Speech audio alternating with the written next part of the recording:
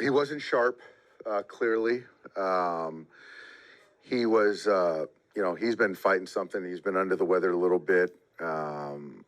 So I don't know if that bled into the stuff, the velocity. I'm not sure. I haven't talked to Jack.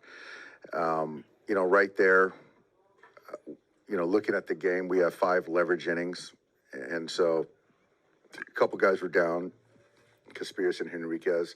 So you've essentially got 5 leverage innings, and you're talking about we're down 3-1 at the time, and you can't cover the game with leverage and being down. So you're trying to get some outs, and after the walks in that 3rd inning, and then Marte, you're still at that point trying to cover 7 innings.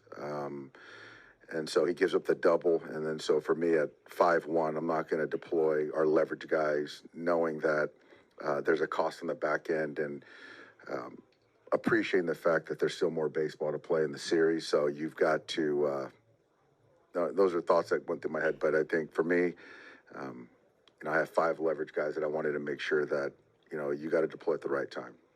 Dylan? Dave, is the situation one basically, given like how the limited number of innings you've been getting out of your starters, the limited number of, again, these leverage relievers, that you can't use any of those guys basically if you're not ahead or maybe tied? It's not always fun when you're going through it.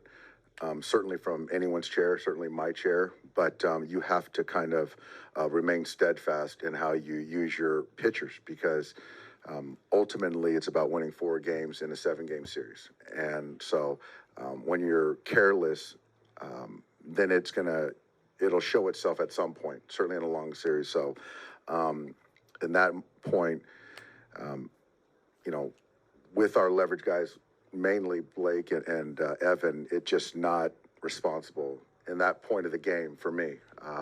And so Honeywell did a fantastic job saving everyone, and knowing we've got a bullpen game coming up in Game 6 as well. So there's that part of it too.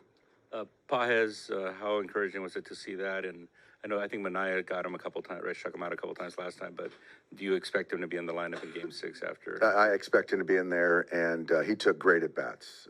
So I think for us, obviously, seeing all their guys, it was a must-win for them. Getting those guys extended, Diaz in there for 2 innings, all that stuff certainly matters. But obviously, with Andy, his game allowed for Peterson to go a little bit shorter, which was great. Andy?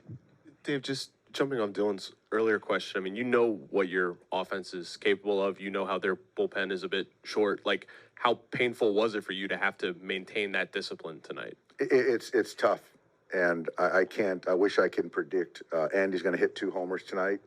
But if you can kind of think through the game as I do, left with 3 innings potentially of low leverage guys, you're still in a position, and you're not certain how the game's going to play out.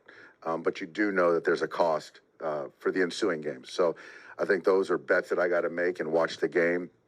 But it was good to see our guys fight back. Certainly offensively, we're in a really good spot. Bill, down here in the front. Dave, I want to ask what you're seeing out of Freddie, and given he's trying so hard, but is there a thought that maybe at this point it's just not as effective as he'd like it to be, and he might have to sit out for Game 6? I'm going to have a conversation with him tomorrow, but I do think that his swing is not right, and I'm certain it's the ankle. So, we'll have that conversation, but it's certainly an option to not have him in there for Game 6, yes. We'll do 2 more. Jay on the middle aisle, and then we'll finish with Pete. Yeah, it seemed like there were a couple plays there in the early innings where Mookie Betts was having a bit of an adventure out in right field. Thinking the Lindor triple and the Winker hit. Did you see anything that was off about those? I thought on the one, I thought it should have been a glove play, and I think he tried to barehand it, took his eye off the ball, which allowed for one of those guys to score instead of securing it, getting the ball in the infield.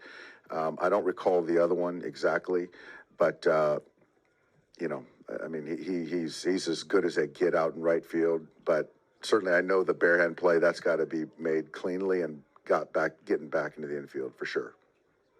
We'll finish up with Pete in the middle on the left side. Dave, you talked this morning about the importance of scoring first. It looked like in the first inning you had it set up the way you wanted it. We did.